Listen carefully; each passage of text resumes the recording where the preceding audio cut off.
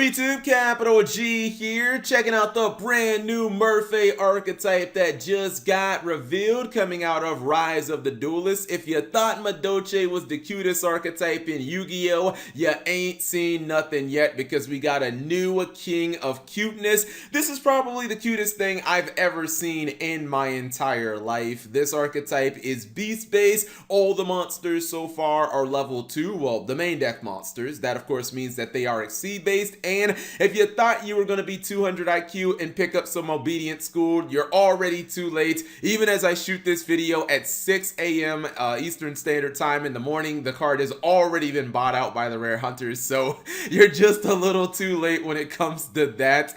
Anyways, let's go ahead and check out the Murphys. Now, the first monster is a vanilla, which I don't really understand because I've read all the cards and it doesn't really seem to be any benefit for being a vanilla, but this is Murphy Rabby. It's a cute little pink rabbit, and it has 0 attack, 220 or 2100 defense. It's level 2 beast. There really isn't much to say. I'll post the flavor text on the screen, but that's basically it.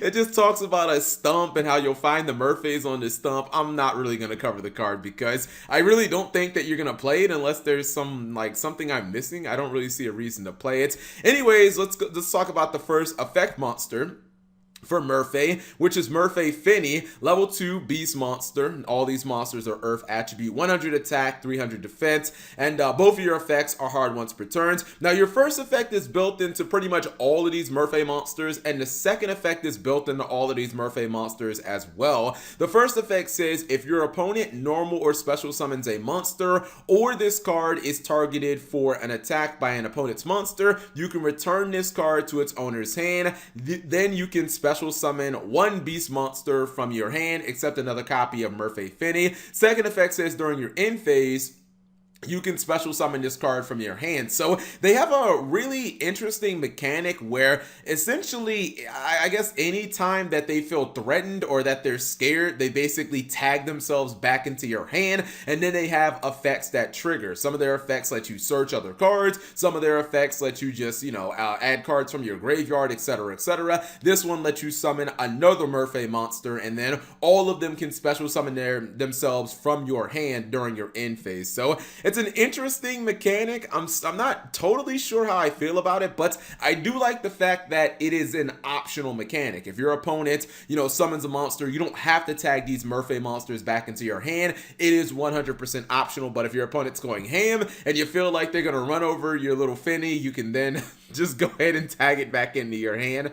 The next one is Murphy Kathy.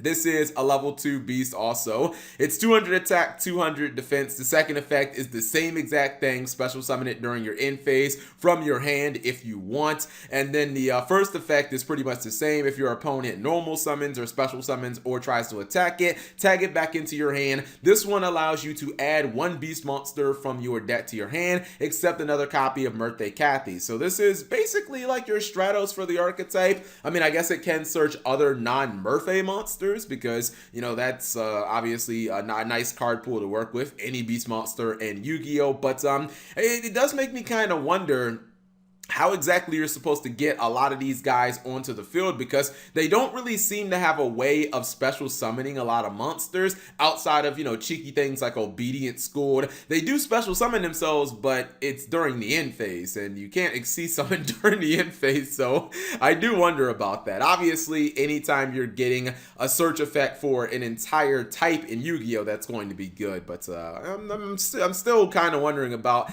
how this archetype is supposed to work. Next card is Murphy Pappy. This is your token cute little dog. Level 2 Earth Beast, 300 attack, 100 defense. Second effect, of course, is the same. During the end phase, you can special summon it from your hand. First effect, basically the same, although this one allows you to special summon one level 2 or lower beast monster from your deck, except another copy of Murphy Pappy. This one's really good.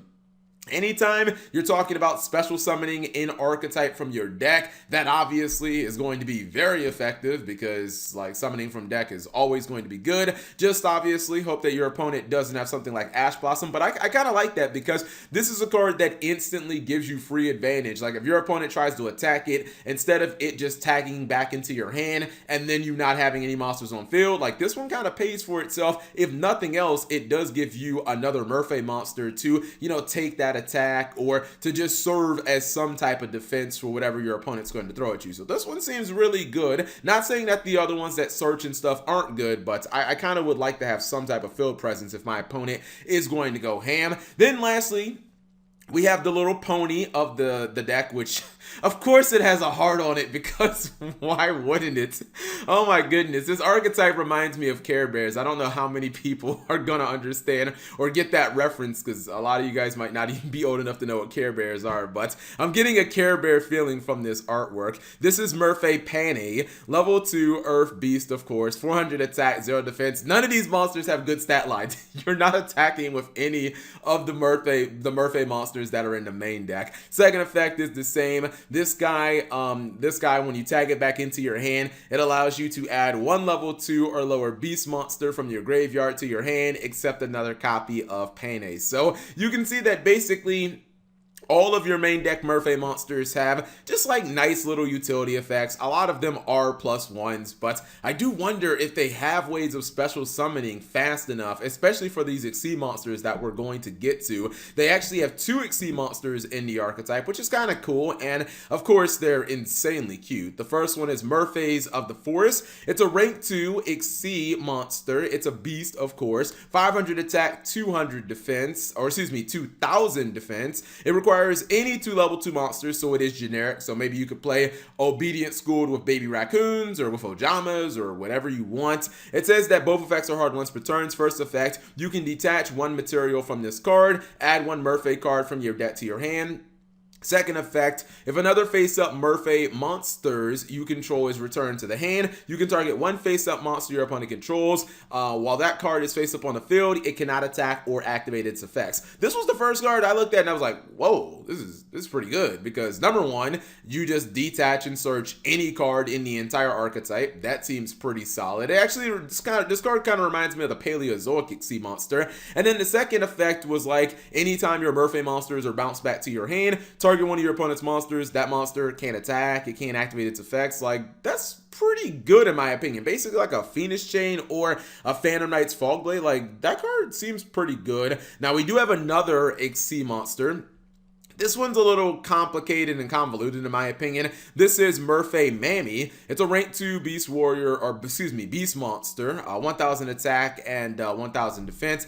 It requires beast monsters and you can use as many level 2 monsters as you want. You can use 1, 2, 5, whatever. First effect is a quick effect. It says once per turn you can attach 1 beast monster you control or that is in your hand as a material to this card. Second effect says this card gains the following effects based on the number of materials attached to it. If it has 3 or more, it can't be destroyed by battle. If it has 4 or more, you take no battle damage from battles involving this card. 5 or more, which, man, that seems really difficult. Don't see a lot of Exceed monsters with 5 materials, but it says that if you have 5 or more, when this card declares an attack and that battles a monster that's in attack position, inflict damage to your opponent equal to the attack of that monster. So at least we have a way of doing damage in this deck because I'm gonna be honest, so far we've covered like what, 6 monsters and none of them have any ways of doing legitimate damage. So it really feels like this is going to be the main way of doing damage, but relying on an Exceed monster that has to have 5 materials on it to do damage,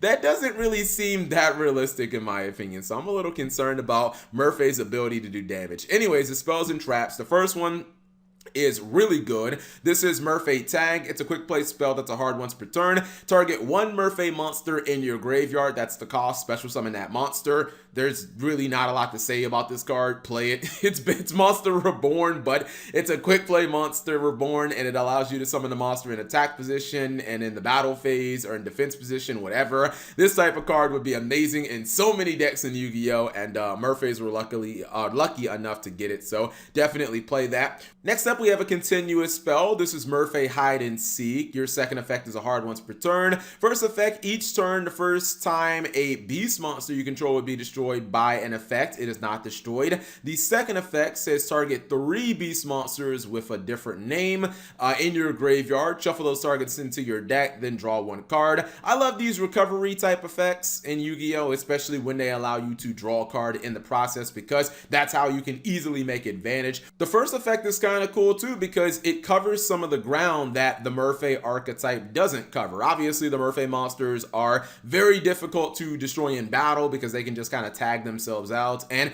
their Xyz monsters can't like be destroyed by battle, but they can easily be destroyed by card effects, and this card kind of covers that. It says, no, we're not going to be destroyed by card effects. So definitely like this card. It feels like a solid defensive card, but again, this archetype doesn't feel like it has ways of doing like damage other than one Xyz monster, and I just don't know about that. The last card is your trap, and this is Murphy Time. It's a normal trap card that says detach any number of Xyz material from a beast Xyz monster you control. Targets an equal number of cards your opponent controls. Return those cards to the hand. All beast Xyz monsters you control gain 500 attack for each material detached to activate this effect until the end of the turn. I love everything about this card except the fact that you don't get to keep that attack value. I feel like you should have been able to keep that, but essentially this is your main source of removal in the Murphy deck, because even if you just have a couple of materials on like your Murphy Mammy, you can detach 2 of them, bounce 2 of your opponent's cards. Definitely feels pretty nice. Anytime you're able to bounce multiple cards on your opponent's turn, it's always going to be a pretty solid, disruptive card. But if you are using this during your opponent's turn, getting 500 attack per each material, like I feel like it's not going to do all of that much. I mean, these Murphy monsters are probably going to be in defense mode.